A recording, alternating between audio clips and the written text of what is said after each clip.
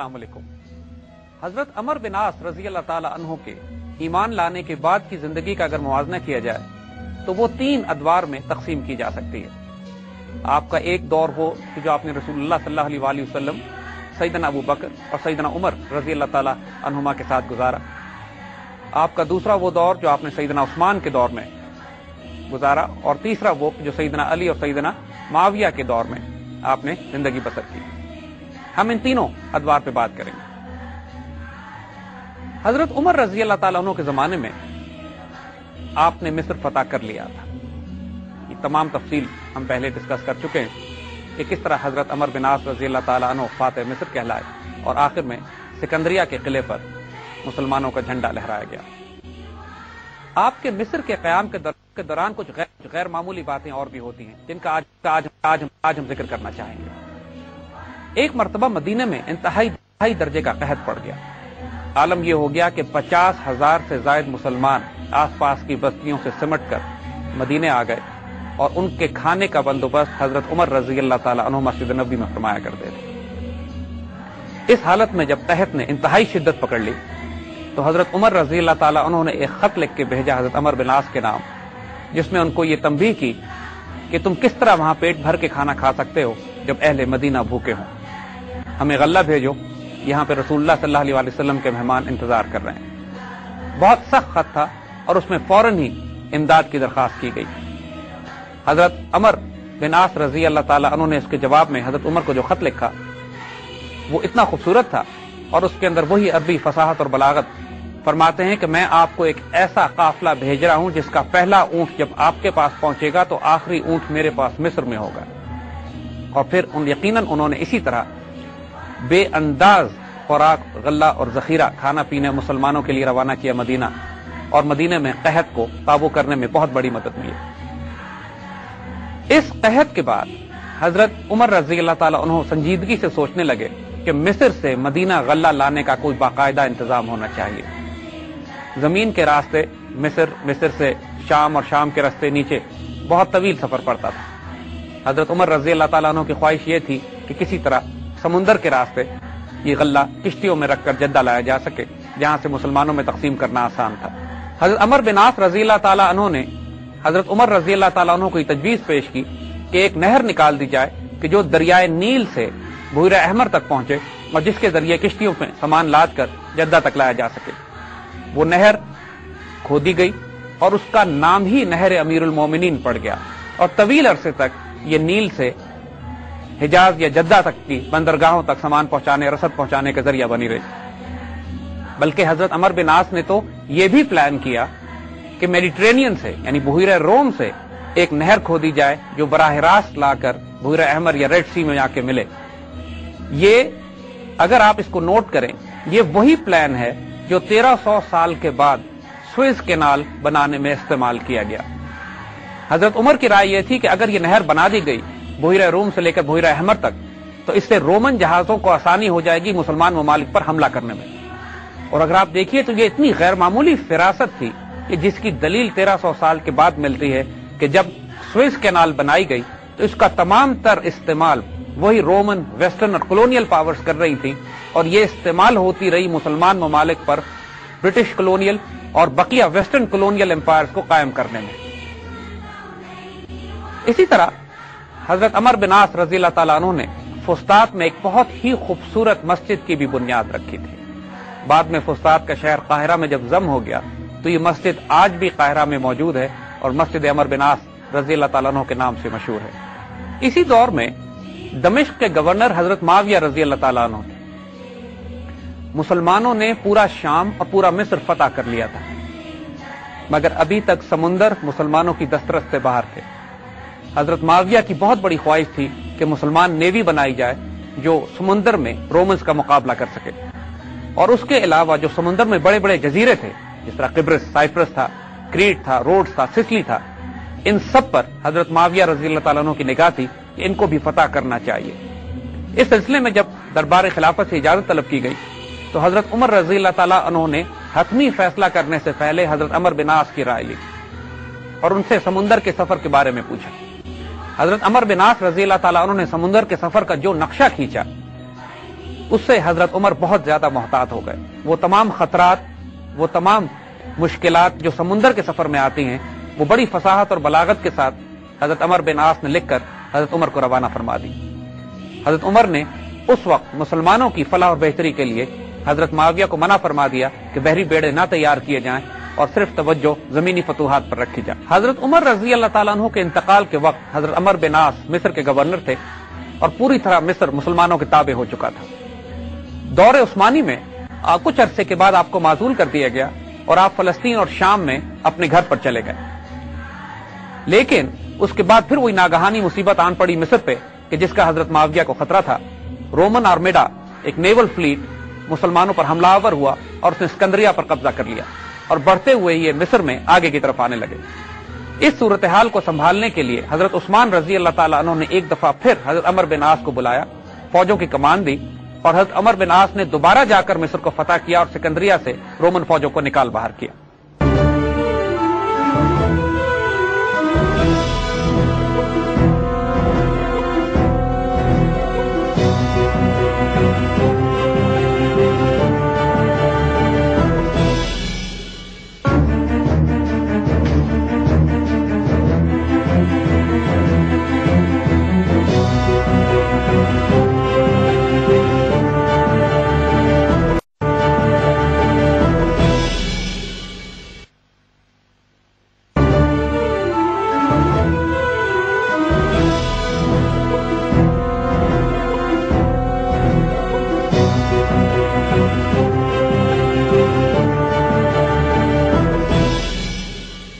مصر کو رومیوں سے محفوظ کرنے کے بعد حضرت عمر بن عاص ایک دفعہ پھر گوشہ نشین ہو گئے. لیکن اس دور میں جنگی حکمت عملی کے حوالے سے کچھ غیر معمولی تبدیلیاں آتی ہیں جن پر بات کرنا بہت ضروری ہے. ان تبدیلیوں کے نتیجے میں آئندہ آنے والی کئی صدیوں میں جنگی اور حربی تاریخ کا نقشہ تبدیل ہو گیا. حضرت معاویہ اس وقت بھی شام کے گورنر تھے. حضرت عمر رضی اللہ تعالیٰ عنہ کے زمانے میں بھی آپ نے کوشش کی کہ ایک نیول فلیٹ بنایا جائے، لیکن اس بات کی اجازت سیدنا عمر رضی اللہ تعالیٰ عنہ نے مسلمانوں کی بہتری اور فلاح میں اس وقت نہیں دی تھی.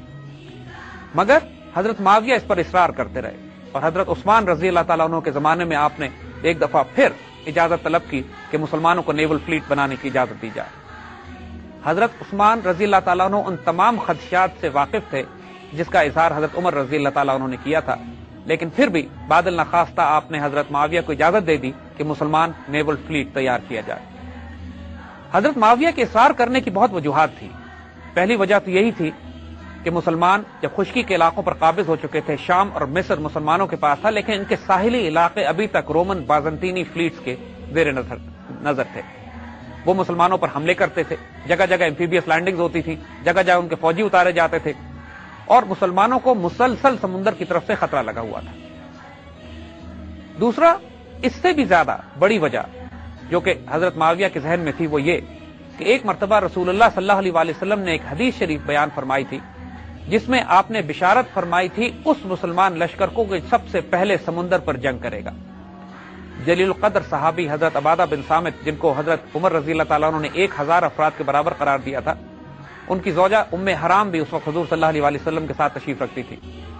ام حرام رضی اللہ تعالیٰ عنہ نے حضور سے یہ پوچھا کہ کیا رسول اللہ صلی اللہ علیہ وسلم میں اس لشکر میں شامل ہو سکتی ہوں؟ اس پر حضور نے فرمایا، جس کا مفہوم یہ تھا کہ جی ہاں، آپ اس لشکر میں شامل ہوں. یہ بات مسلمانوں کو معلوم تھی اور مسلمان اس بات پر سبقت لے جانے میں بھی جلدی کر رہے تھے کہ اس فوج میں شامل ہوں جو سب سے پہلے سمندر میں جا کر جنگ کرے گی. امیر معاویہ رضی اللہ تعالیٰ عنہ نے حضرت عثمان سے اجازت لینے کے بعد ایک بحری بیڑا تیار کیا. دوسری طرف مصر سے بھی، الیگزینڈریا سے بھی، جو کہ مسلمانوں کے قبضے میں تھا، ایک بحری بیڑا وہاں تیار کیا گیا اور اس وقت مسلمانوں کا ٹارگٹ قبرص تھا. سائپرس اگر آپ نقشہ اٹھا کے دیکھیے تو شام کے ساحل سے کچھ دور سمندر میں ایک بہت بڑا جزیرہ ہے. آج بھی قبرص پر مسلمان، ترک اور عیسائی یونانیوں کا آپس میں جھگڑا رہتا ہے، لیکن یہ جزیرہ سب سے پہلے حضرت معاویہ رضی اللہ تعالیٰ عنہ کے دور میں حضرت عثمان رضی اللہ تعالیٰ کے حکم سے مسلمان بحری جنگ کے نتیجے میں حاصل کیا گیا. 2 مسلمان بحری بیڑے نکلتے ہیں، ایک شام سے اور ایک مصر سے، اور جا کر قبرص کو فتح کیا جاتا ہے. قبرص کے حاکم نے جزیہ دینے پر آمادگی کا اظہار کیا، مسلمان فوجیں واپس آ جاتی ہے، لیکن چند سال کے بعد وہ بغاوت کر دیتا ہے. ایک دفعہ پھر مسلمان بحری بیڑے نکلتے ہیں, 500 جہاز قبرص لینڈ کرتے ہیں, 12,000 مسلمان فوج قبرص پر چھوڑ دی جاتی ہے اور قبرص مکمل طور پر مسلمانوں کے قبضے اور کنٹرول میں آ جاتا ہے. اس کے بعد مسلمانوں میں حوصلہ بڑھنا شروع ہو گیا, بڑے بڑے بحری بیڑے تیار کیے جانے لگے اور پہلی دفعہ رومن فلوٹیلا کو, رومن نیول آرماڈاز کو کھلے سمندروں میں چیلنج کیا جانے لگا. اسی اثنا میں رومنز نے 600 جہازوں کے ساتھ سکندریہ پہ بھی حملہ کیا اور یہ پہلی بڑی جنگی لڑائی تھی جو مسلمانوں نے سمندر پر لڑی. 400 کے قریب مسلمان بحری جہاز, 600 رومی جہاز, ایک خوفناک لڑائی میڈیٹرینین سی میں لڑی گئی. اللہ نے مسلمانوں کو فیصلہ کن فتح دی اور مسلمانوں نے اس نیول جنگ کو بھی اس طرح لڑا جیسے زمین پر لڑی جاتی ہے. دشمن کے جہازوں کو لنگر ڈال کر ان کو کھینچ لیا گیا اور جب وہ تمام جہاز قریب آ گئے تو پھر فوجیں اس جہازوں میں اتر گئیں اور دست بدست لڑائی ہوئی. رومیوں کو شدید نقصان اٹھانا پڑا اور پہلی دفعہ کئی 100 سال کی تاریخ میں ان کو احساس ہوا کہ اب بحیرہ روم میں, میڈیٹرینین میں ان کے مد مقابل ایک اور نیوی تیار ہو گئی ہے. مسلمانوں کے لیے یہ عظیم عظمت اور جلال کا وقت تھا. پہلی مرتبہ خشکی سے نکل کر مسلمان نیول وارفیئر سیکھ رہے تھے. اگر آپ نوٹ کریں, آج بھی پوری دنیا میں جتنی جدید نیول اصطلاحیں ہیں وہ تمام کی تمام وہ ہیں کہ جو مسلمانوں کی دی ہوئی ہیں. یہ اصطلاح ایڈمرل, عربی کی اصطلاح امیر البحر سے نکلا ہے. یہ جو ایٹلس نقشے کو کہا جاتا ہے, مسلمان اطلس ایک کپڑے کے اوپر نقشے بنایا کرتے تھے جس کی وجہ سے آج یہ لفظ ایٹلس نکلا ہے. اسی اثنا میں جب مسلمان قبرص پر فیصلہ کن فتح حاصل کر چکے اور الیگزینڈریا کی اچھی طرح دفاعی سرحدوں کو مضبوط کیا جا چکا تو مسلمانوں نے اب فیصلہ کیا کہ نکل کر براہ راست یورپ کے نزدیک حملہ کیا جائے اور سسلی کا جزیرہ جو اٹلی کے بالکل نیچے ہے اس پر حملہ کیا گیا. کئی 100 مسلمان بحری جہاز اور کئی ہزار کی فوج نے جا کر سسلی کا محاصرہ کیا. ایک طویل عرصے تک محاصرہ قائم رہا, مسلمانوں نے پے در پہ شکستیں دی, لیکن سسلی کے دفاع کے لیے بازنطینی بحری بیڑا کئی 100 جہازوں کے ساتھ وہاں سے روانہ ہوا. مسلمانوں نے تجربہ حاصل کر لیا تھا بحری جنگ کا اور جو مقاصد تھے وہ حاصل کر لیے تھے اور تو لہٰذا بیڑے کو واپس بلا لیا گیا. لیکن اب وہ وقت قریب آ گیا تھا جب ایک فیصلہ کن جنگ رومن بحری بیڑے کے ساتھ مسلمانوں کی ہونے والی تھی. تقریباً اسی اثنا میں 600 بحری جہازوں کے ساتھ کانسٹینٹینوپل سے رومن بحریہ نکلتی ہے اور مقصد اس کا مسلمانوں کو چیلنج کرنا تھا جو اب بحیرہ روم میں رومن اتھارٹی کو کنفرنٹ کر رہے تھے. بائزنطینی سلطنت کے مرکز قسطنطنیہ کے پاس ایک فیصلہ کن جنگ لڑی گئی.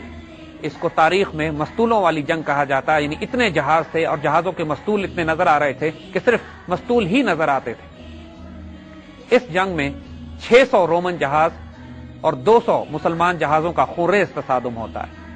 تاریخ اس کو نیول یرموک کہتی ہے, یعنی وہ یرموک کہ جو سمندر میں لڑی گئی. جس طرح یرموک میں ایک فیصلہ کن شکست رومن سلطنت کو ملی تھی جس کے بعد خشکی سے ان کا وجود ختم ہو گیا تھا, اسی طرح اس نیول یرموک میں رومن فلیٹ کی اتنی مکمل تباہی ہوئی کہ اس کے بعد کئی 100 سال تک بازنطینی نیول فلیٹ مسلمانوں کو میڈیٹرینین میں چیلنج نہیں کر سکا. مسلمانوں نے اس نیول یرموک میں فتح حاصل کرنے کے بعد قسطنطنیہ کی طرف پیش قدمی نہیں کی. مقصد مسلمانوں کو یہ تھا کہ تھوڑا سا ری گروپ کریں, ری آرگنائز کریں اور بعد میں قسطنطنیہ پر ایک اور حملہ کیا جائے گا. قسطنطنیہ مسلمانوں کی نگاہوں میں تھا. جس طرح حضور صلی اللہ علیہ وسلم نے اس پہلے بحری بیڑے کے لیے جنت کی بشارت دی تھی, اسی طرح حضور صلی اللہ علیہ وسلم نے اس فوج کے لیے بھی جنت کی بشارت دی تھی جو قسطنطنیہ پر حملہ کرے گی اور اس پر قبضہ کرے گی. اور اس مہم کے لیے بہت بڑے بڑے جلیل القدر صحابہ اپنے آپ کو پیش کر رہے تھے.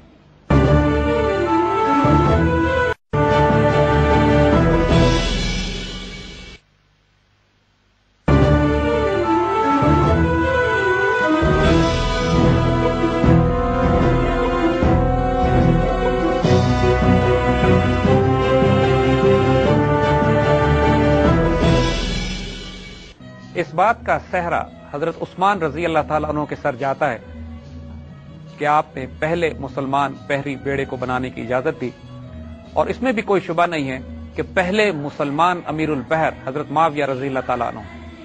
حضرت معاویہ خود ان بحری جنگوں میں شریک ہوتے تھے اور اس کے نتیجے میں رومیوں پر اس قدر دھاک بیٹھ گئی تھی کہ اب بحیرہ روم جو کہلاتا ہی بحیرہ روم قسطنطنیہ کے نام کے حوالے سے تھا، اب ایک مسلم لیک بن گیا تھا۔ خود مغرب کے تاریخ دان اس کو میڈیٹرینین کو ایک مسلم لیک لکھنے لگے۔ مسلمانوں میں اب وہ وقت آ چکا تھا کہ ایک ریورس انویژن شروع کی جائے۔ اب کسی صورت میں بھی رومنز مسلمان ساحلوں پر حملے نہیں کر رہے تھے۔ شام کا ساحل محفوظ ہو گیا، مصر کا ساحل محفوظ ہو گیا، اور اب مسلمانوں نے ان جزیروں پر حملے کرنا شروع کیے کہ جن پر صدیوں سے رومنز قابض تھے۔ اسی اثنا میں حضرت عثمان رضی اللہ تعالیٰ عنہ کا انتقال ہو گیا۔ حضرت عثمان رضی اللہ تعالیٰ عنہ کے انتقال کے بعد امت مسلمہ میں خاصا اختلاف پھیل گیا، اور وہ تمام فتوحات جو اس سے پہلے جاری تھی کچھ عرصے کے لیے موقوف ہو گئیں۔ مسلمانوں کی فتوحات چند سال موقوف رہیں۔ حضرت علی رضی اللہ تعالیٰ عنہ کی ایک خارجی کے ہاتھوں شہادت کے بعد جب حضرت معاویہ خلیفہ بنے تو دوبارہ فتوحات کا سلسلہ شروع ہوا اور بنو امیہ کی خلافت کا قیام وجود میں آیا۔ حضرت عمر بن عاص رضی اللہ تعالیٰ عنہ حضرت امیر معاویہ کے بہت قریبی ساتھی تھے۔ انہوں نے دوبارہ ان کو مصر کا گورنر مقرر کر دیا، مگر یہ بہت طویل عرصے تک آپ مصر کے گورنر نہیں رہے، اور 4 اور 5 سال کے اندر ہی تقریباً آپ کا انتقال ہو گیا۔ مگر اس دور میں مسلمانوں کی فتوحات ایک دفعہ پھر شروع ہو چکی تھیں۔ امیر معاویہ رضی اللہ تعالیٰ عنہ نے خلیفہ بننے کے بعد حضور صلی اللہ علیہ وسلم کی اس حدیث مبارکہ پہ جس میں قسطنطنیہ کے فتح کرنے والی فوج کو بشارت دی گئی تھی، ایک دفعہ پھر کام کرنا شروع کیا۔ ایک بہت بڑا مسلمان فلیٹ تیار کیا گیا، ایک نیول ارماڈا جو براہ راست قسطنطنیہ کی طرف بڑھا، اور سی آف مرمرا کے پاس سمندر میں اس نے لنگر انداز ہوا اور مسلمان خشکی پر اتر گئے۔ یہ فوج ایک طویل عرصے تک قسطنطنیہ کا محاصرہ کرتی رہی، یعنی بعض روایتوں میں تقریباً 7 سال مسلمانوں نے قسطنطنیہ پر حملے کیے، مگر شاید اللہ تعالیٰ کو کچھ اور منظور تھا۔ تمام بڑے بڑے صحابہ جس میں حضرت ابو ایوب انصاری بھی شامل ہیں اس لشکر میں شامل تھے جس نے قسطنطنیہ پر یلغار کی۔ حضرت ابو ایوب انصاری قسطنطنیہ کی دیوار کے باہر آپ کا انتقال ہوا اور آپ کو وہیں پر دفن کر دیا گیا۔ آج بھی استنبول اگر آپ جائیے تو وہاں پر فصیلوں کے باہر کچھ فاصلے پر ایوب سلطان کے نام سے ایک ڈسٹرکٹ ہے جہاں پر حضرت ابو ایوب انصاری کا مزار ہے، اور تمام ترک وہاں پر محبت اور پیار کے ساتھ حاضری دیتے ہیں۔ حضرت ابو ایوب انصاری جس حدیث شریف کو پورا کرنے کے لیے قسطنطنیہ پر گئے تھے اور جس کے لیے امیر معاویہ نے 7 سال مسلسل محاصرہ کیے رکھا قسطنطنیہ کا، اس کی تکمیل کا وقت 1453 میں سلطان فاتح کے نصیب میں تھا۔ یہ ایک تاریخ کی ایک عجیب و غریب حقیقت ہے کہ وہ بازنطینی سلطنت جس کو مسلمانوں نے بری طرح کچل کر مشرق وسطیٰ سے نکال باہر کیا تھا، جس سے سیریا چھین لیا گیا، مصر چھین لیا گیا، اور جو اپنی جانکنی کے آخری دنوں پر تھی، اس کے باوجود 700 سال تک مسلمانوں کے حملوں کو برداشت کرتی رہی۔ اللہ تعالیٰ کے اپنے نظام ہوتے ہیں۔ آج پرسپیکٹو میں دیکھیں تو اگر مسلمان وہ 7 سال مسلسل قسطنطنیہ پر حملہ کرنے کے لیے اپنے وسائل اس طرف محدود نہ رکھتے، وہ وقت تھا کہ تمام یورپ خالی پڑا ہوا تھا اور مسلمان پورے یورپ پر قبضہ کر سکتے تھے۔ یورپ میں کوئی ایسی سلطنت موجود نہیں تھی جو مسلمانوں کی اس یلغار کا مقابلہ کر سکتی۔ مسلمانوں کا نام سنتے ہی رومنز پہ اور یورپینز پر دہشت طاری ہو جایا کرتی تھی۔ جس طرف مسلمان رخ کرتے تھے وہ علاقے مسلمان فتح کرتے چلے جاتے تھے، لیکن اللہ تعالیٰ کو جو منظور تھا وہ ہو کے رہا۔ مسلمانوں نے یورپ کو خالی چھوڑ دیا اور تمام تر توجہ قسطنطنیہ کو فتح کرنے پر تھی۔ قسطنطنیہ کی فتح جیسے عرض کیا اس وقت نہ ہو سکی، لیکن 700 سال تک بازنطینی حکومت مسلمانوں کی مزاحمت کرتی رہی اور بالآخر عثمانی ترکوں کے ہاتھوں اس کا خاتمہ ہوا۔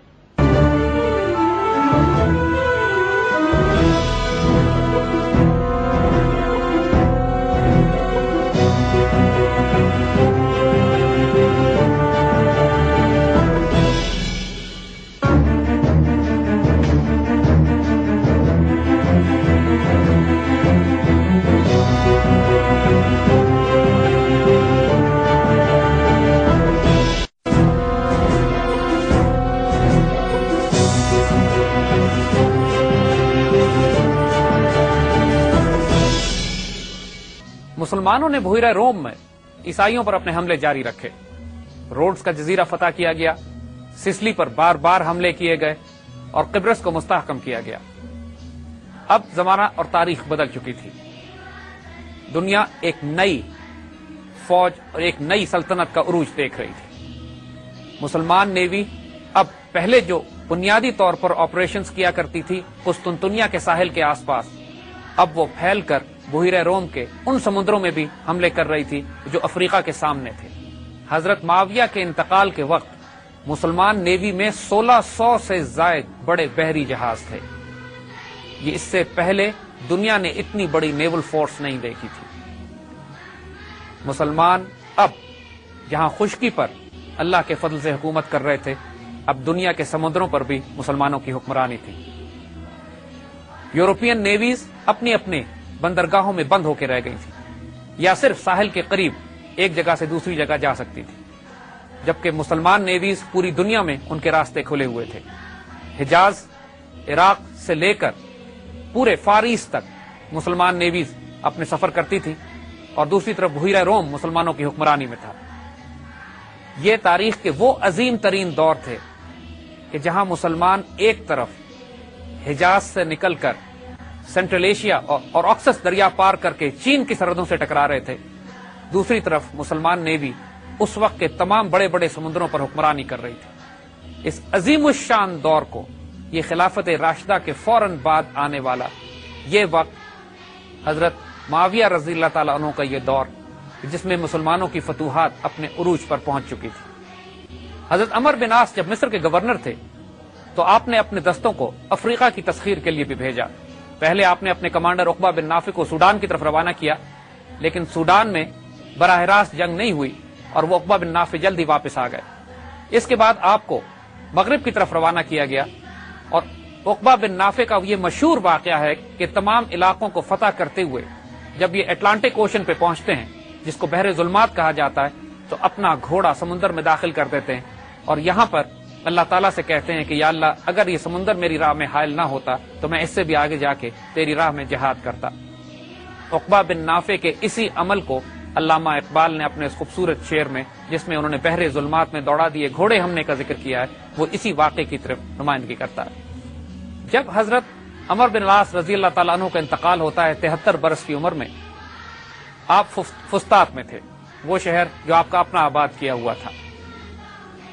انتقال کے وقت آپ کی آخری دعا اللہ تعالیٰ سے یہی تھی کہ مالک، میں نے اپنی جان پہ بہت ظلم کیا، اگر آپ نے مجھ پر کرم اور رحم نہیں کیا تو میں نقصان اٹھانے والوں میں سے ہو جاؤں گا۔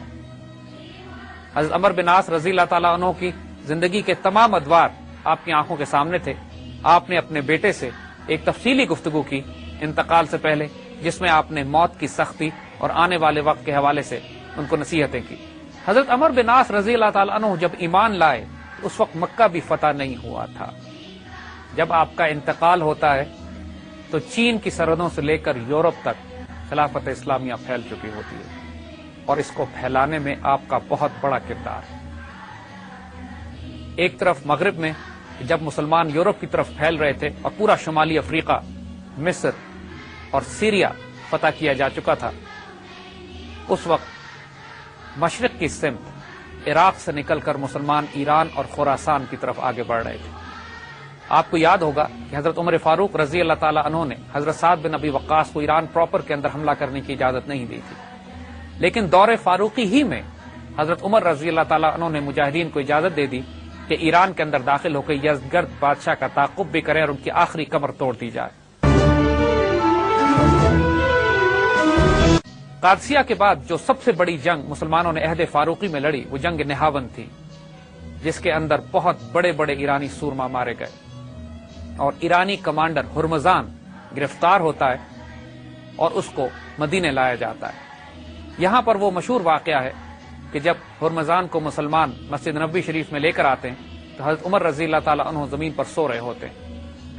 ہرمزان مسلمانوں سے پوچھتا ہے کہ تمہارے سربراہ کون ہیں، کہاں ہیں؟ مسلمان اس سے کہتے ہیں خاموشی سے بیٹھ جاؤ، اور تھوڑی دیر کے بعد اس کو اشارے سے بتاتے ہیں کہ حضرت عمر رضی اللہ تعالیٰ عنہ زمین پر سو رہے ہوتے ہیں۔ اس پر ہرمزان کہتا ہے، عمر، آپ انصاف کرتے ہیں اس لیے سکون سے سوتے ہیں، ہمارے بادشاہ ظلم کرتے ہیں اس لیے ان کو قلعوں میں بھی سکون نصیب نہیں ہوتا۔ حضرت عمر رضی اللہ تعالیٰ عنہ جب اٹھتے ہیں تو ہرمزان سے بات چیت شروع ہوتی ہے۔ ہرمزان حضرت عمر رضی اللہ تعالیٰ عنہ اس کو قتل کرنا چاہتے تھے کیونکہ اس نے مسلمانوں کو بہت خون بہایا تھا۔ ہرمزان ایک چھوٹی سی چال چلتا ہے، حضرت عمر رضی اللہ تعالیٰ عنہ سے پانی منگواتا ہے اور کہتا ہے کہ مجھے اندیشہ ہے کہ میرے پانی پینے سے پہلے آپ مجھے قتل کر دیں گے۔ حضرت عمر اس کو امان دیتے ہیں کہ جب تک تم یہ پانی نہیں پی لوگے تمہیں قتل نہیں کیا جائے گا۔ ہرمزان نے اس پانی کو زمین پر پھینک دیا اور کہا کہ اب آپ مجھے امان دے چکے ہیں۔ حضرت عمر جلال میں آتے ہیں لیکن اپنے وعدے کا پاس کرتے ہیں۔ بعد میں ہرمزان مسلمان ہو جاتا ہے اور حضرت عمر رضی اللہ تعالیٰ عنہ کے ساتھ طویل وقت گزارتا ہے اور پرشین کیمپین میں ان کے مشیر کی حیثیت سے ان کے ساتھ رہا۔ اسی دور میں مسلمانوں نے ایران فتح کیا اور خراسان کی طرف پھیلنا شروع ہو گئے۔ حضرت معاویہ کے انتقال کے بعد مسلمانوں کی فتوحات کا سلسلہ ایک دفعہ پھر رک گیا۔ مسلمانوں مملکت میں انتشار پھیل چکا تھا۔ حضرت عمر بن عبدالعزیز رضی اللہ تعالیٰ انہوں نے آ کے اس کو سنبھالا تو دیا، لیکن مزید کوئی بہت بڑی بڑی فتوحات نہیں ہو سکی۔ ساتویں اموی خلیفہ ولید بن عبد الملک کے دور میں اللہ تعالیٰ نے مسلمانوں کو ایسے شاندار جرنیل عطا کیے کہ جنہوں نے تاریخ کا رخ تبدیل کر کے رکھ دیا۔ قتیبہ بن مسلم اسی دور میں چین اور ماوراء النہر کے علاقوں کو فتح کرنے کے لیے نکلے۔ محمد بن قاسم سندھ کی فتح کے لیے آئے اور موسیٰ بن نصیر اور طارق بن زیاد اسپین اور یورپ کی فتح کے لیے روانہ ہوئے۔ آج کے دور میں جب مغربی طاقتیں مسلمانوں پر ہر طرف سے غلبہ پانے کی کوشش کر رہی ہیں اور مسلمان پچھلے کئی سو سال سے پسے ہوئے ہیں، یہ انتہائی عجیب و غریب بات لگتی ہے کہ ایک دور یہ بھی تھا کہ جب پورا یورپ مسلمانوں کے خوف سے دہشت زدہ تھا۔ مسلمان فلیٹ یورپ کے آس پاس گھومتا پھرتا تھا اور کسی رومن فلیٹ کو یا یورپین فلیٹ کو ہمت نہیں ہوتی تھی کہ مسلمانوں کے مقابلے پر آئے۔ اٹلی کے نیچے سسلی پر مسلمان 200 سال حکومت بھی کرتے رہے آنے والے وقت میں۔ علامہ اقبال نے سسلی پر ایک مرثیہ بھی لکھا ہے کہ جب وہاں سے مسلمانوں کو نکالا گیا اور ان کی تاریخ ختم کر دی گئی۔ اسی طرح اسپین، پرتگال اور فرانس کے جنوبی حصوں پر حتیٰ کہ سوئٹزرلینڈ اور انگلینڈ تک مسلمانوں نے اپنی کالونیز بنا لی تھیں۔ یہ بات ہماری تاریخ میں بچوں کو پڑھائی نہیں جاتی لیکن ناقابل یقین لگتی ہے، لیکن حقیقت یہ ہے کہ مسلمان اگر قسطنطنیہ پر اپنے اتنے وسائل نہ لگاتے تو شاید پورا یورپ مسلمان ہو چکا ہوتا، لیکن اللہ کی مرضی یہی تھی، کیونکہ اللہ نے بھی عیسائیوں کو قائم رکھنا تھا کہ جب تک یہ طاقت کا توازن اللہ کی دنیا میں نہ رہے اس وقت تک یہ شر و خیر کا کھیل جاری نہیں رہتا۔ آنے والے وقتوں میں انشاءاللہ ہم ان تمام فتوحات کی بات کریں گے جو مسلمانوں نے یورپ میں کی، ہندوستان میں کی اور ایشیا وسط